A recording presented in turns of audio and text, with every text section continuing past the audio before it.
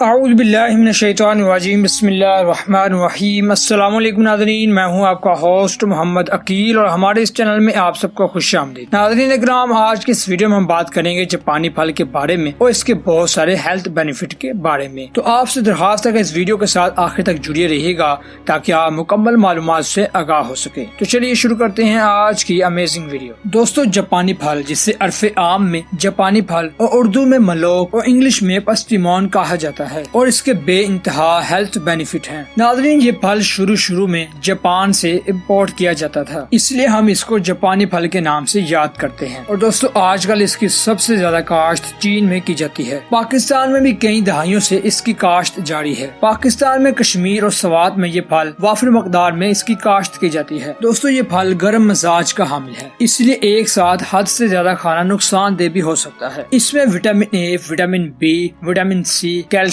Phosphorus, فولاد اور potassium وافر مقدار میں موجود ہوتی ہے۔ ناظرین، اس میں صرف 80 کیلوریز پائی جاتی ہیں۔ تو اب چلتے ہیں اس کے ہیلتھ بینیفٹس کے بارے میں۔ وہ لوگ جن کو کمر میں بہت زیادہ درد رہتی ہے وہ یہ پھل ضرور استعمال کریں۔ انشاءاللہ اللہ نے چاہا تو کچھ دنوں میں آپ کی کمر کا درد دور ہوتا جائے گا۔ اور اسی طرح وہ لوگ دوستوں جو وزن کم کرنا چاہتے ہیں ان کے لیے تو بہت ہی زیادہ فائدہ مند ہے۔ جیسا کہ میں نے بتایا کہ اس پھل میں 80 کیلوریز ہوتی ہیں اور فیٹس نہ ہونے کے برابر ہے، اور اس میں خدا نے ایسی صلاحیت رکھی ہے کہ یہ جسم سے چربی خارج کرنے کی صلاحیت رکھتی ہے، اور یہ اینٹی آکسیڈنٹ ہے، اس میں اینٹی آکسیڈنٹ ایجنٹ موجود ہے۔ اور وہ لوگ جو عمر کے بڑھتے ہوئے اثرات سے پریشان ہیں، یعنی جاپانی پھل میں اینٹی آکسیڈنٹ جسم میں نقصان دہ فاسد مادوں کو جسم سے خارج کرتے ہیں، جس کی وجہ سے یعنی جو بڑھتی عمر کے اثرات ہیں وہ بڑھتے رہتے ہیں، اور یہ دل کے لیے بھی بہت ہی زیادہ مفید ہے۔ وہ لوگ جو یعنی ہارٹ پیشنٹس ہیں وہ اس کا استعمال تو ضرور کریں، انشاءاللہ بہتر محسوس کریں گے۔ شوگر کو کنٹرول کرتا ہے، قوت مدافعت کو بڑھاتا ہے اور قبض کو بھی دور کرتا ہے۔ اور وہ لوگ جو پینڈس کا آپریشن کروانے جا رہے ہیں